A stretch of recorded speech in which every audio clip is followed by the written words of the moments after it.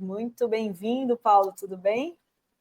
Obrigado, Dri. Boa tarde a você, ao Renato e a todos que nos escutam. E ao professor Felipe Pena, que está aí também, né? Tá. Boa tarde, Paulo. Já fiz propaganda hoje, esses dias todos tenho feito aqui do Estilhaços, né? Dizendo que quem fizer um superchat aqui vai concorrer ao sorteio de um Estilhaços aí no final da semana.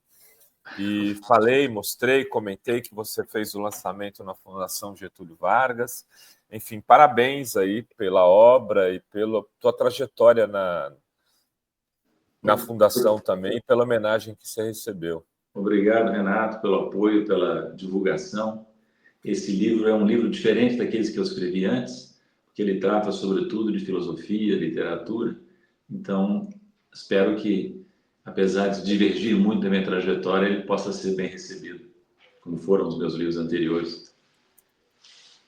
Legal. Paulo, a gente falou ontem bastante dessa fala do Armínio Fraga, que repercutiu bastante, de congelar. A ideia dele é congelar simplesmente o salário mínimo das pessoas por 6 anos. E aí eu queria ouvir você também sobre essa ideia genial, né, para ele que nunca deve ter sonhado em saber o que é viver com um salário mínimo por mês, né, Paulo? O que você acha dessas ideias?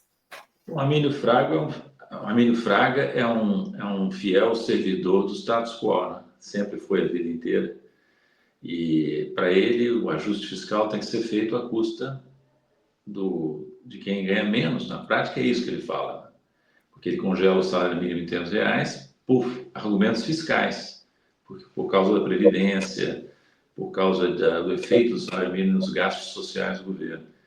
É um absurdo, porque o Brasil é um país com renda altamente concentrada, como nós sabemos, uma das mais concentradas do mundo, e a política de valorização gradual do salário mínimo em termos reais é um instrumento importante para corrigir essa desigualdade, né? Mas Armínio Fraga é isso, não se pode esperar nada diferente dele. O Brasil não seria tão atrasado quanto é, em termos sociais, em outros aspectos, se não tivesse a promoção constante de figuras como o Armínio, né? Que tem um espaço extraordinário e vive dando palpite sobre tudo. É um sintoma das limitações da classe dirigente brasileira. Felipe? Sim. Felipe, você quer fazer um? Senão eu não tenho pergunta. Não, eu estava tentando acessar aqui a proposta, mas minha pergunta é outra, o Paulo. A gente está falando sobre a popularidade do Lula, e o governo tem patinado muito nesse começo de ano, final do ano passado. A gente vê essa curva bastante acentuada, só que eu percebi. Está falhando para vocês aí o que eu estou falando ou não? Não. É que para mim está retornando o áudio. Estou com eco aqui. Na última pesquisa do Datafolha, eu comentei aqui com o Renato e com a Adri que eu consegui perceber já uma pequena melhora, uma recuperação, né? Se a gente pegar o regular, se a gente pegar o ótimo e bom melhorando um pouquinho e o ruim e péssimo. Mas ainda é uma popularidade abaixo da média. Você bota isso somente na conta da variação dos alimentos ou a gente pode botar em outras contas essa variação? Olha, Felipe, eu não sou especialista em análise de pesquisa, eu nem me detenho muito nos detalhes, porque é muito cedo, né? A pesquisa só se torna realmente importante quando se aproxima de uma eleição significativa. Mas as dificuldades do governo, eu não tenho muito a acrescentar ao que tem sido dito. A inflação de alimentos, ela pesa sobretudo nos mais pobres, são aqueles que dedicam uma parte maior da sua renda a alimentos, né? E a inflação dos alimentos tem sido superior à inflação geral, né? Como se sabe. Há outros fatores, aí você entraria no terreno da especulação, porque a economia, olhando os dados macroeconômicos, está indo bem nesses 2 primeiros anos e pouco do governo Lula. PIB crescendo 3% ao ano por enquanto, taxa de desemprego sofreu uma queda muito apreciável, né? Mesmo os resultados fiscais, que são tão criticados, não foram ruins. O resultado primário foi razoável, né? A inflação geral está sob controle, mas nós acabamos de ver um exemplo importante de como o governo, gerando resultados macroeconômicos razoáveis ou bons, pode ser derrotado nas eleições, que foi o governo Biden. Então, por quê? Nós temos que olhar mais de perto, porque os indicadores macroeconômicos, que a gente costuma acompanhar mais, escondem muita coisa, né? E, por exemplo, o desemprego caiu, mas que empregos estão sendo gerados? Com que qualidade, né? E assim por diante. Você pode questionar vários desses indicadores que são positivos. Mas o governo está indo bem. Eu não vejo assim, bem razoável, considerando que as circunstâncias são muito adversas, né? Herdadas do governo Bolsonaro. E, na verdade, existe um cerco ao governo, né? De várias forças importantes na sociedade que estão tentando enfraquecer o governo, na esperança de poderem emplacar em 2026 alguém mais próximo dos interesses estabelecidos. Embora o Lula faça o possível para ser aceito pelos sérvios, né? Não é um governo de forma alguma radical, antes do contrário, né? Mas as camadas dirigentes brasileiras estão em campanha, você vê isso pela divulgação das pesquisas, pelas críticas constantes, né? Então, eu não quero levantar hipóteses assim que são meras conversas que eu tenho escutado sobre análises mais finas das pesquisas que indicam outros problemas, né? Mas eu não quero entrar nisso porque, como eu disse, eu não sou especialista em análise de pesquisa de opinião, né?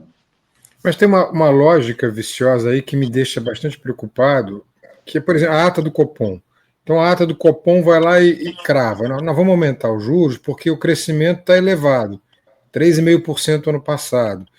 E aí fica uma coisa meio incompreensível para quem está do lado de fora e não é economista, que o fato de o crescimento ser bom, que deveria ser uma notícia boa, gere a preocupação do Banco Central por causa da demanda, e isso gere o aumento de juros na ata do Copom, né? Fica parecendo realmente um cerco no sentido político e não alguma coisa macroeconômica. Não sei como é que você consegue explicar isso para a gente, Paulo. Bem, a ata do Copom não tem impacto sobre as pesquisas de opinião, suponho eu, né? Mas os juros sim, né? O aumento dos juros impede, né? O juros continua subindo, né? Continua subindo ao longo dos meses iniciais do governo, e a última indicação do Banco Central é que poderá continuar aumentando. O que isso produz? Produz desaceleração da economia, contribui para a desaceleração da economia, concentra renda, porque quem se beneficia dos pagamentos de juros é a minoria de brasileiros que tem aplicações financeiras, que são beneficiadas por essas taxas altíssimas, uma classe média alta para cima, né? E, além disso, provoca desequilíbrio fiscal, né? Porque o componente da taxa de juros, o componente de juros das contas públicas é hegemônico, né? E a gente escuta, né? O problema é o crescimento da dívida pública, de alguns economistas. Mas esses mesmos economistas dizem a taxa de juros tem que ser alta para segurar a inflação. Só que pode até segurar a inflação de alguma maneira, mas onera as contas públicas que são vistas como frágeis, e são, de certa maneira. Entende? Então, essa política de juros, eu sou um dos críticos dela, há muitos críticos dela, e a gente espera que com a mudança no comando do Banco Central haja uma reorientação disso. A mudança que houve em janeiro, né, fim de dezembro, que com isso haja uma reorientação cedo ou tarde, né? Espero que cedo. Paulo, essa questão do braço de ferro China e Estados Unidos aí, recuo dos Estados Unidos em relação à taxação de celulares, TVs, eletrônicos em geral, é um sinal de que o Trump colocou um bode na sala para depois tirar ele e conseguir uma vantagem aí que é esses 10% para o mundo inteiro? Ou você acha que a estratégia mesmo era um combate maior à China e que ele ainda vai insistir nisso? Olha, eu creio que o maior fator por trás das movimentações do governo americano em matéria de tarifa é a confusão do próprio governo, sabe? Que não tem visão clara do que faz, toma medidas agressivas, depois é obrigado a voltar atrás atabalhoadamente, aí volta, muda de novo numa outra direção. Eu vou te dizer que eu nunca vi um governo americano de nível tão baixo. E olha que os Estados Unidos já tiveram George W. Bush, eleito e reeleito, já tiveram Trump 1, já tiveram o governo Biden, que em matéria de política externa foi um desastre, em matéria geopolítica, e agora tem esse governo. Olha, o nível do time do Trump só é, no meu entender, comparável ao nível do próprio presidente, entende? Então, eu tenho dito, e vou repetir aqui para vocês, eu acho que o Trump e sua equipe são sintoma da degradação dos Estados Unidos. Nesse contexto, eu me lembrei daquela famosa frase de autoria incerta, que é: os Estados Unidos são o primeiro país que vão passar da barbárie à decadência sem conhecer a civilização. Eles estão em franca decadência. E essa decadência se expressa na maneira como o Trump se comporta. Eu nunca vi um presidente tão incompetente para tocar os interesses americanos. E se vocês quiserem, a gente pode discutir um pouco mais onde é que eu vejo essa incompetência. Mas para mim, parece claro. Agora, vou te dizer, Renato, eu não estou lamentando, estou só observando, porque aqui no Brasil tem gente lamentando, né? Essa confusão do Trump. Por exemplo, esse Armínio Fraga, voltei que vocês citaram antes. O Armínio Fraga, na mesma conferência que disse isso sobre o salário mínimo, disse que está preocupado com o comportamento do novo governo americano, porque o governo americano, os Estados Unidos são a estrela guia para o resto do mundo. Então, tem muita gente no Brasil que está desorientada, né?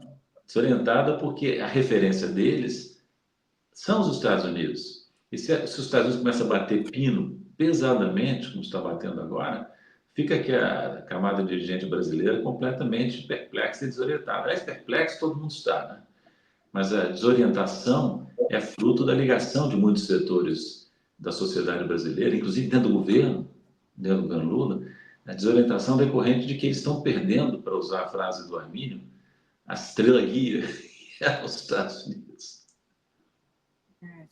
Ô Paulo, e a Europa, hein? Você comentava no lançamento do teu livro que o Estilhaços está aqui, tem gente que já fez superchats, eu vi aí, a Adri podia depois até ler, não pode deixar de mandar o e-mail para contato@revistaforum.com.br. Faz o superchat, mas manda o e-mail dizendo: eu fiz lá um superchat, está aqui meu telefone, meu endereço, para se eu ganhar, vocês mandarem. Uma das pessoas que fez é a Luciana Zero, que gostaria muito de dar para o marido dela, o Marcelo Zero, o livro do professor Paulo, de quem ele é admirador e conhecido. Marcelo Zero, um abraço para a Luciana Zero aí. Paulo, e você falava da Europa, do ocaso europeu, né? Você que teve a Europa como laboratório dos teus estudos, da tua vivência, da tua formação, esse livro mostra muito isso. Como você vê essa situação atual da Europa? Olha, realmente esse livro, Meus Estilhaços, é muito eurocêntrico nas referências culturais. Os principais autores, filósofos, artistas com os quais eu me identifico, que eu tenho acompanhado ao longo da vida, são europeus, né? A maioria. Isso porque eu vivi grande parte da minha vida na Europa e também porque ao longo da vida, mesmo não estando mais na Europa, eu continuei lendo e ligado aos autores e artistas europeus. Então, quando eu olho para a Europa hoje, eu não reconheço a Europa de 30, 40 anos atrás.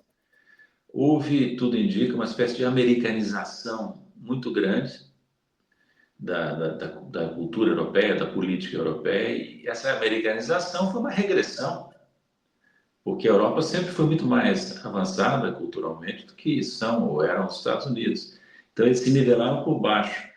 E quando observo, Renato, os líderes europeus, os líderes políticos, os primeiros-ministros, os presidentes, eu fico assim, abismado, né? Com o nível desses políticos, né?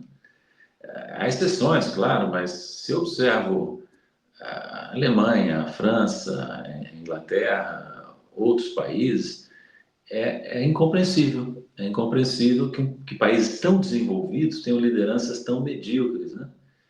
Que criam tantos problemas para si e para outros países. Então, os europeus estão no processo de declínio que atinge os Estados Unidos, também atinge a Europa. Então, o que você tem hoje é uma mudança imensa no mundo, né? Que os focos principais de poder no mundo, que eram esse eixo Atlântico Norte, estão em declínio. E com agravante agora, a meu ver, inexplicável, que o novo presidente americano decidiu agredir, hostilizar, até humilhar os seus aliados tradicionais. O Canadá, os europeus, né? México, que é um país que normalmente foi muito alinhado com os Estados Unidos. Canadá, vou te dizer, sem querer ofender nenhum canadense, é um satélite dos Estados Unidos, politicamente falando, geopoliticamente falando. Os europeus, muito alinhados aos Estados Unidos, em questões cruciais, como, por exemplo, a atitude em relação à Rússia e à Ucrânia, né? Então, eu não compreendo em que ajuda o projeto de Make America Great Again a hostilizar dessa maneira os aliados tradicionais dos Estados Unidos. Realmente é muito difícil de entender. E aí a Europa, já em processo de declínio, sofre mais esse baque, né? Esse baque é a demonstração de que eles não podem mais contar com aliança com os Estados Unidos.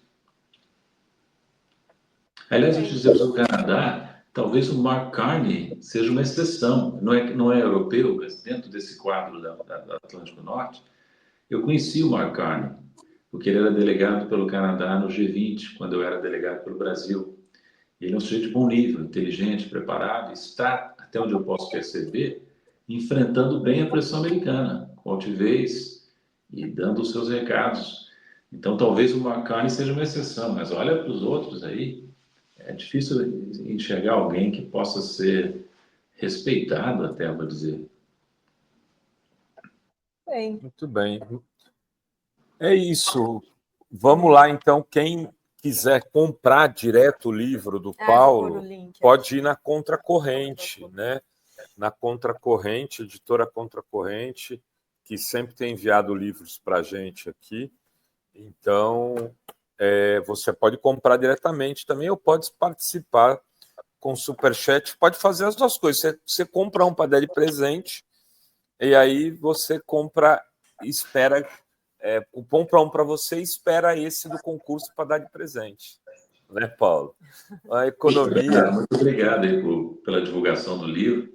Eu espero que ele seja bem aceito, como eu disse, e peço àqueles que tenham paciência de me darem um retorno, darem assim via redes sociais sobre o que acharam do livro, a gente nunca escreve para si, né? A gente escreve para o outro, né?